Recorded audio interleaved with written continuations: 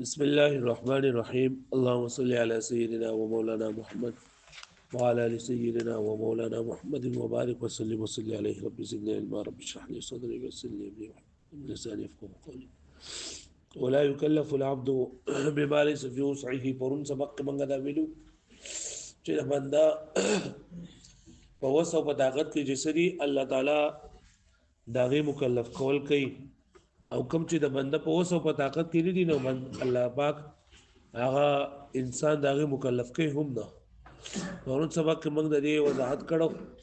چې کارونه چې د انسان په وس کې لري نو هغه درې قسمونه دي یو خلقه جمع زیدین لکه قدیم حادث کول او حادث قدیم کول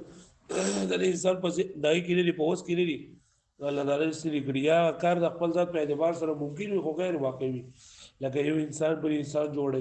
یا په هوا کې الوتلو نو ممکن خودي غیر واقعي دي او دریم نمبر دا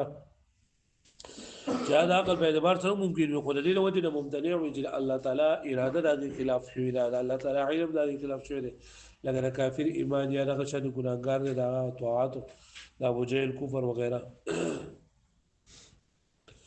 بیا کم کار چې انسان په وس کې نه دی نو هغه باندې خدای انسان د سره لاړو مکلف دی نو په دې باندې اتفاق دی ځکه چې الله تعالی فرمایي لا یکلف الله نفسا الا وسعها نو اعتراض بلا نه چې تکلیف ما لا یطاق یعنی هغه چې انسان په اوسه په طاقت کې نه دی نو دې مکلف کول دا صحیح نه دي نو الله تعالی دا فرشتي بیا ولې مکلف کولې چې ورته وی چې امبيوني واسماء هؤلاء راغي جواب ورکړ شو چې دلته دا الله تعالی دوتا دا چې کړه دا تعجیز د پاره ده تکلیف د پاره نه مکلف کول لري دو مکلف نه لري وجه نه بلکې لري وجه نه چې الله تعالی دو عاجز کول مقصود دي چې دو کړه الله تعالی آدم علیه السلام پیدا کوو زیو خسر ده اعتراض وکوي چې اتجعل فيها من يفسد فيها ويسفك الدماء نو الله تعالی د دې آدم علیه السلام فوقیت په دې فرشتو باندې ظاهر او المقصود نو دا دغه لپاره الله تعالی دوی ته حکم وکړو او د سيزونو نمونه ورته خپل او بیا ورته چې انبئوني باسماء هؤلاء قالوا سبحانك لا علم لنا آدم علیه السلام دوی چې یا آدم انبئهم باسمائهم چې کله ولا خبر وکړو چې علم اقول لكم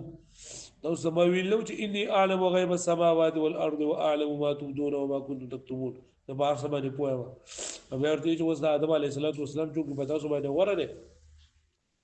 نو تاسو د سجده وکړئ نو سجده ورته وکړه قرآن مجید کې دا ویلي دي او بل لا چې ربنا ولا تحملنا الله تعالی دې دا حکایت بیان کړی دی دا دې مطلب دا دی چې الله تبار کوي باندې هغه کارونه هغه حوادث چې کوم زموږ په اوس کې لري کوم زموږ په طاقت کې لري نو هغه بیماریان یو داتې مراد دي دا تکلیف ولا یطاق دا دې مرادو وس دا چې بدی په داغه کې جایز کېدو کې چې دا نزاع ده چیرې تکلیف ما لا یطاق د دې الله تعالی بنده مکلف کول شي او کړی شي نو زمونږ اشاعره دا غوی دا مذهب ده چې الله تعالی خو فارس باندې قادر ده او دا هر سره الله تعالی په ملکیت کړي او الله تعالی دا کول شي یعنی د بنده د یو کار طاقت نه لري الله تعالی دا جایز دي چې الله تعالی یو انسان مکلف کړي او کوي نه او معتزله وایي چې عاجز هغه مکلف کول دا قبیح دي عاجز مکلف کول دا قبیح دي عاجز مکلف کول قبیح دي او دا قبیح کار الله تعالی حکم نه کوي دا قبیح کار الله تعالی حکم نه کوي نو موږ ورته وایو دا الله تعالی خو دا قبیح کار حکم نه کوي او خلق دا قبیح نه دی کسب دا قبیح دی لکه پوه شئ دا د بار بیا په دلیل کې دا خبره کوي ور الله تعالی فرمایلی لا یکلف الله نفسا الا وسعها چې الله تعالی یو نفس نه مکلف کوي دا غره طاقت مطابق نو کته چې تکلیف مالا یطاق جایز ده نو قرآن مجید چې د ملکې د یا دغه بو شي چې دا الله تعالی په قرآن مجید کې بیا درو ویل دي نو واښو به باندې نو وای الله تعالی د څه کوي نو خو جایز دي الله تعالی طرف دا چې دې سی وږي ځکه الله تعالی متصرف ته الله تعالی مالک ته چې څه خوغه راغه کول شي واښو به باندې هغه چې دا الله تعالی طرف نه ممکن دي مګر الله تعالی لپاره ناممکن نشته هر څه الله تعالی کول شي په دې پوښوي انما النزاع فی الجواز بشک دا جګړه چې دا په جواز کې ده چې آیا د تکلیف ما لا یطاق مکلف کول دا د الله تعالی د طرف نه جایز دی او که جایز نه دی نو فمنعته المعتزله معتزله د دې لا منع کړی دا بنا علی قبح العقلی او چې دا د عقل په اعتبار سره دا قبیح سیز دی دا سره قبیح سیز دی او الله تعالی د قبائح منزه دی پاک دی لهذا دل الله تعالی طرف مبتدع دی وجوزه الاشعري او اشعری او جائز کړي دا خبره چې دا الله تعالی طرف جائز دي ولی لانه لا يقبح من الله تعالی شيء زګه او چې الله تعالی باندې هیڅ یو کار دی دا قبیح نه دی پوښښ به باندې الله تعالی هو متصرف دی الله تعالی هو بالغ کل چې الله تعالی غواړي هغه کول چې په خپل قدرت سره وقد يستدل بقوله تعالى او کله کله دلیل دی ولګي دا الله تعالی په قول سره لا يكلف الله نفسا الا وسعها على نفي الجواز ونفي الجواز باندې لکه پوښوي دی وی کنه چې په قرآن مجید کې الله تعالی فرمایلی دی لا يكلف الله نفسا الا وسعها چې الله تعالی نه مکلف کوي هیڅ یو نفس لره مگر داغه طاقت موافق نو کته وي چې تکلیف ما لا یطاق جایز دی نو دا خبر په قرآن مجید کې راغلی دا نو دا به قرآن مجید د حکم د خلاف شي نو قرآن مجید ته به کذب احتمال شي قرآن مجید ته به څه احتمال شي د کذب احتمال وشي هغه پوښتنه به باندې نو دا خبره د څه کړ دې وقد يستدل بقوله تعالى كلك الليل ولګي الله تعالی په قول سره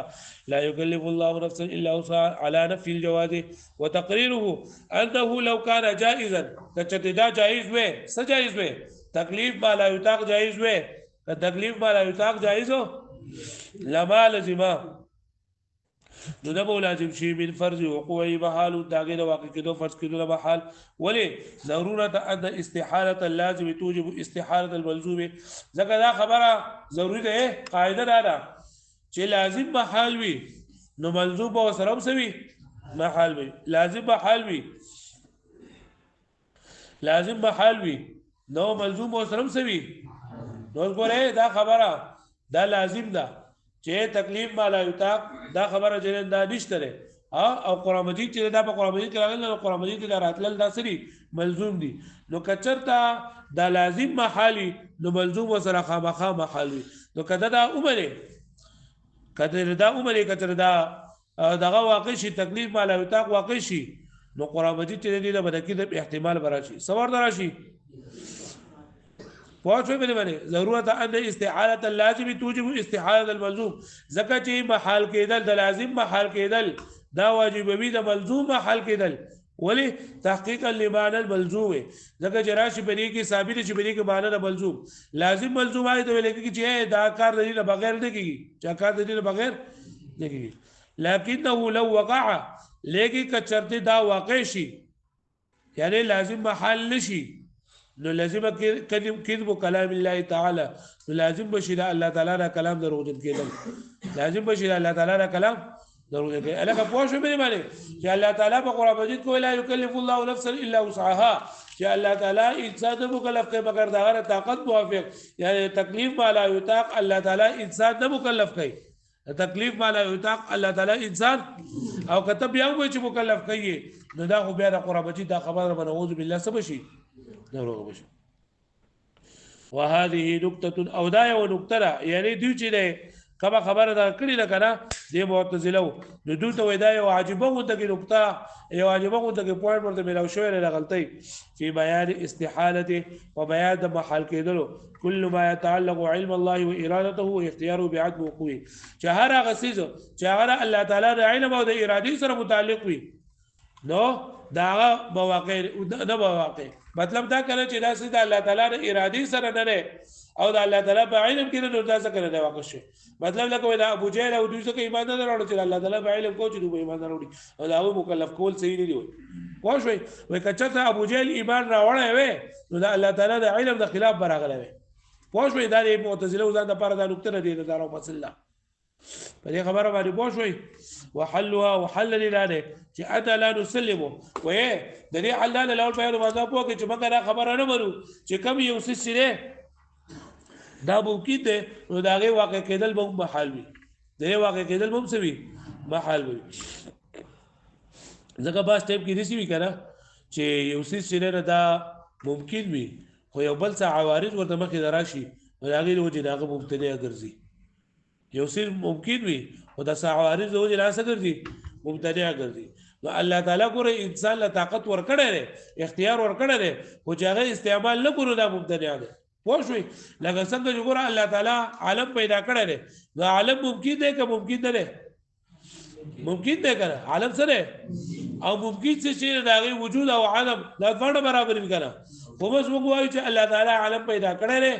او عالم الله تعالی پیدا کړی دی عالم اوس موجود دی نو اوس دا موجود خو الله د عالم د حاصل دی او عدم وجود ورته نشته دی نو اوس دا مطلب نه دی چې د عدم وجود همیشه لپاره دی حاصل خو دا عارض د وجه د عدم وجود راغلی دی لکه پوه شو مې باندې نو حاصله خبره وای دا شوله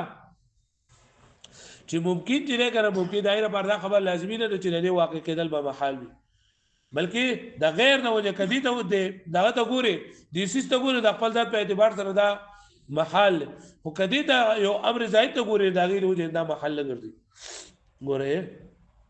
وحلها او حل غير ان لا نسلم بشكل من تسلموا ان كل ما يكون ممكنا في نفسه شهر غسيس چې هغه خپل ذات په اعتبار سره ممکن وي لا يلزم من فرض وقوعه محال لا لازمي چې هغه واقع کېدل فدا محال وي وانما يجب ذلك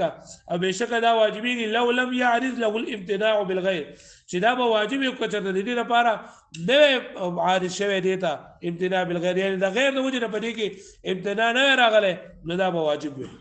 پوه شوي کله غیر د وجه نه پکې امتناع نه راغلی دې کې دا مبتدع دی د غیر د وجه نه کله غیر د وجه نه پکې امتناع نه راغلی د غیر د وجه نه پکې منع کېدل نه راغلی نو بیا به واجب وو والا کدا سنشي یعنی که مطلب دې د امتناع د غیر نه راشي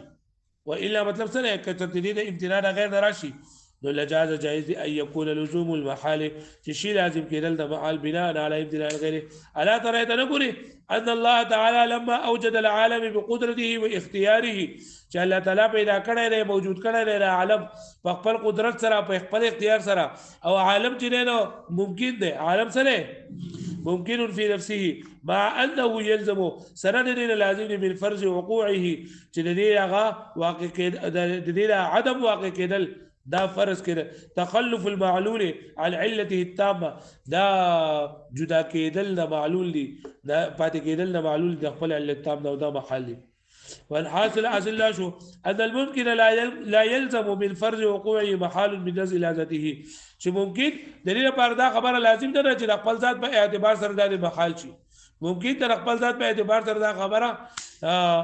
لازم نه چې د څه شي محال شي واما بنظر الى امر زائد على نفسه او کله چې پر نفس ممکن باندې امر زائد راغی نو فلا نسلم مقدار تسلمو انه لا يستلزم المحل دي بیا محل لازمي